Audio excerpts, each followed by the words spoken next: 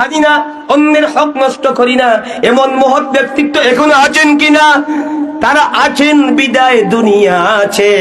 যদি এমন মানুষ থাকতেন না, এই পৃথিবী ধ্বংস হয়ে যেত, কিয়ামত শুরু হয়ে যেত। সম্মানিত সুধী, আমি বলছিলাম আমরা অনেক কিসিমের মানুষের সাথে চলাফেরা করি। এমন একটি মজলিসে আমি অবস্থান করলাম, যেখানে আরো দুইজন মানুষ আরেক ব্যক্তির সমালোচনা করছে। মাসআলা হলো, যদি আপনি নীরবে নিবৃতে বসে সমালোচনা আপনি না করেন, গীবত আপনি করেননি, কিন্তু তাদের গীবত মন দিয়ে শুনেছেন, তারা গীবত করে যে অপরাধ করেছে, আপনি নীরব থেকেও সেই অপরাধে শামিল হয়ে গিয়েছেন। জুড়ে বলেন নাউযুবিল্লাহ। হাসরের ময়দানে আপনার নামে আমলে দেখা যাবে আপনি গীবত করেছেন, অথচ আপনি কারো গীবত করেননি।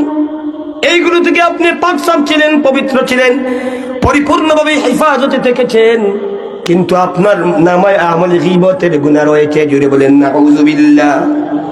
কেন আপনি এমন মানুষের কাছে বসেছেন, এমন মানুষের মজলিসে আপনি ছিলেন, যেখানে অন্যের সমালোচনা করা হচ্ছে, অন্যের দুশ্চর্চা করা হচ্ছে, নীরবে নিবৃতে আপনি বসে শুনছিলেন, আপনি বসে শুনেছেন।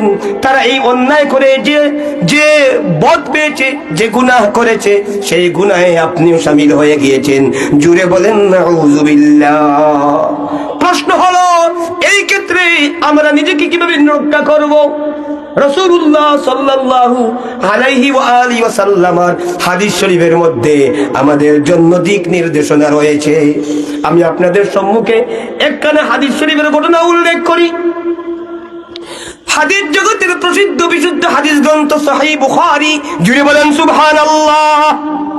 হাদিস জগতের শ্রেষ্ঠতম প্রসিদ্ধ বিশুদ্ধ হাদিস গ্রন্থ সহিহ বুখারী, অধ্যায় কিতাব ফাদাইলু আসহাবিন নবী সাল্লাল্লাহু আলাইহি ওয়া আলিহি ওয়াসাল্লাম, ফুয়াদ আব্দুল বাকির তারকি মোতাবেক রিওয়ায়া নম্বর 3699, হযরত উসমান ইবনে মাওহাব রাদিয়াল্লাহু তাআলা আনহু থেকে বর্ণিত। তিনি বলেন,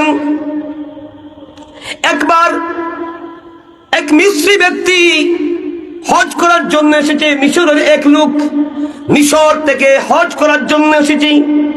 এই সময় কুরাইশের কয়েকজন ব্যক্তি এক জায়গায় ইজমা হয়েছেন, সম্মেলনে বসেছেন, এক জায়গায় একত্রিত হয়ে বসেছেন।